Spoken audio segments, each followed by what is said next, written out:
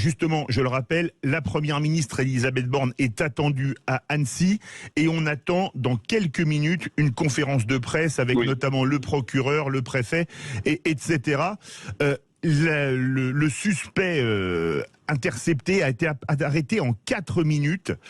Il a un profil, a priori, ce serait un réfugié syrien. Est-ce que on est quand même obligé de se poser la question, puisqu'on parle vrai sur Sud Radio, c'est pas la première fois qu'un réfugié attaque quelqu'un. On se rappelle dans votre région, Auvergne-Rhône-Alpes, Timothy, 19 ans, assassiné par un réfugié afghan en 2019.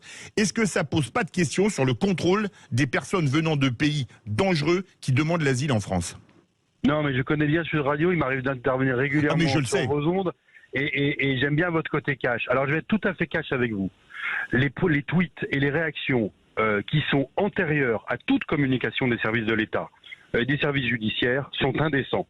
Donc vous ne m'entendrez jamais faire de commentaires sur l'immigration en France, la politique de l'asile politique, avant qu'on soit certain de ce qui se passe. On ne sait pas si c'est un attentat ou pas. On sait pas, on n'a aucune idée des motivations. Donc moi, je vais pas faire du Zemmour à votre antenne, et qui a déjà fait un tweet sur le sujet en disant que les enfants français étaient en danger de mort.